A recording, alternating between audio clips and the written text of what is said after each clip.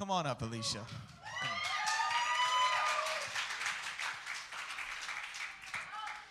We'll close after this.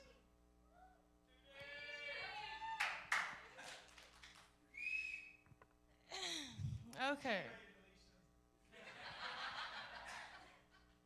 Okay, let's see. I got sanctioned here about 6 months ago, and I was not a believer in Christ at the time. I just took the plea because it was the best way out, really. Just saying. Well, okay. About a month into this program, I was really open-minded to it because I've heard so many good things about God, and when I was little, I went to church with my grandmother all the time. But when I got older, things happened in the family, and my parents split. And when they got a divorce, that's when pretty much all of the family just separated, really. And that's when drugs come in the picture. And I've been on drugs ever since. What was? And got in a bunch of trouble. Got in trouble again, which violated my probation. And I got sanctioned here, like I said. About a month in, I was struggling with something. I didn't feel like I had the need or want to keep going in this. I felt really depressed. I felt alone, really, because I was becoming a believer in Christ, and I was having trouble with my family because my brother was still in prison at the time. He hasn't got out. Well, he's out now, but he wasn't out then anyway. And my mom, I struggle with it with her because she's not really a believer fully yet. So it's like I want to do it, but then again, I didn't at the time. And my dad, I don't have a relationship with my dad ever since I started doing drugs, so that's just out the picture. Anyway,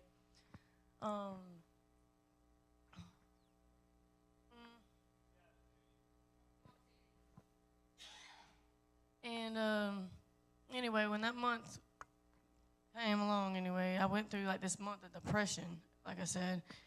And we was here actually cleaning the church one morning, and I was in that kid room over there, and Miss Stephanie coming behind me trying to scare me, but it was just, I was stuck in my own little world up there, wanting to die, and then she come in there, and I said, you know what, Miss Stephanie, I can't take it no more. I said, can you please just help me? She said, well, what's going on? And I told her what was going on, and she said, well, we'll pray for you, but you got to understand that it's not me, it's going to be him. And I guess I'm going to cry too, but when we prayed, and I really wanted him to do it, like I was talking that morning about, I guess at the time I didn't know, it was him telling me. So he was telling me to ask Miss Stephanie about, praying with me. It was really on my conscience a lot. So when we prayed, I really wanted it to happen. Like I really believed in him at that time. And after that moment anyway, I become joyful. I was jumpy, bubbly, like I always am. And then that's when I found out like there is really a God, because I gave it up for myself. I put mine on him. That makes sense, yes. And after that, let's see. This past Thursday will make my 5 months of being here. And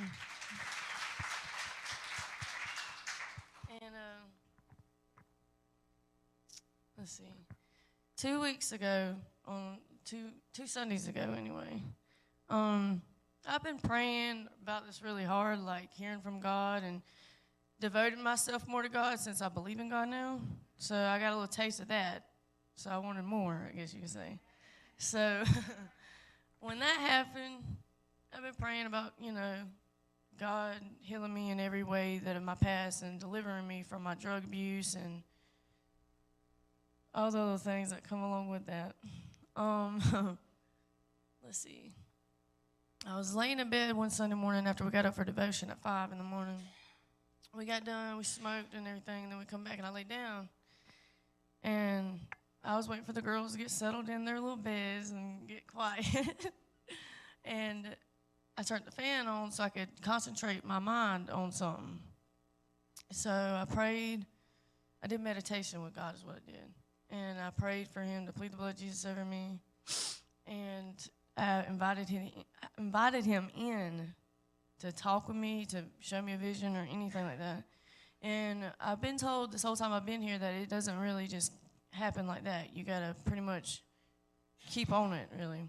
Well, I laid there, and after I got done praying, I laid there, and I finally got my body and my mind still. And when I did, it took about maybe 20, I felt like it was like 20 minutes or so.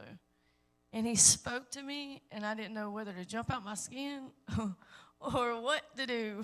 Because that was the first time I didn't even know it was real at first. I was like, okay, can I get up, or is it going to stop, or what am I doing? But what he told me, I have been being convicted every day ever since I heard that from him. And it's made me, I feel like I grow more every day because of what he has told me. And I watch what I say, I watch what I do, and I watch how I think. Because my mind is my worst enemy, really.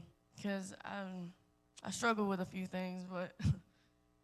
And also what I'd like to share, since I'm a believer in Christ now, is that from being here, my family really hasn't come. I really think I've only gotten as a phone call.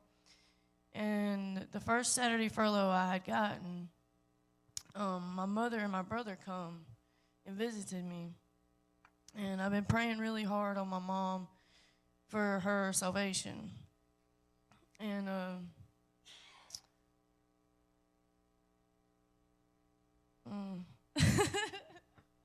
don't want to get going on. But, they came, we went to the mall and everything. We spent the whole day at the mall.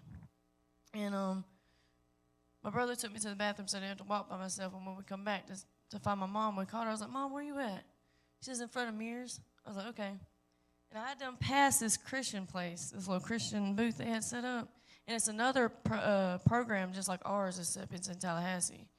And the way they fund theirs is making, like, rings and stuff like that. So anyway, when I walked up over there to her, I was kind of giggling. I thought it was like a joke type of thing. I was like, what are you doing over here? She says, whoa, well, this is my daughter. Nice to meet you. And I'm like, oh, okay, you've been talking about me. And then she done told them my testimony about how God has changed and done things for me in my life. And I'm sitting in the background all the time like, whoa, she's noticed this. She's been seeing this too. So it kind of makes me really excited about it because, I don't know, all I could do was cry about it really.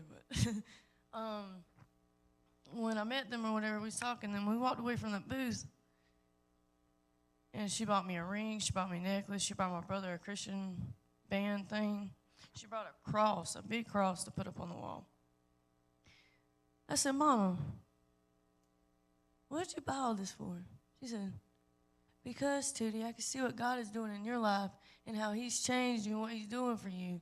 And, man, I'm almost about to cry now, but, yeah, that was just the best. He's answering my prayers ever since I fully submitted to him and been devoted to him. And I share this a lot with the ladies. Like, you just can't pray and wait for him to do it. You have to do your side, too. It's just not one-sided.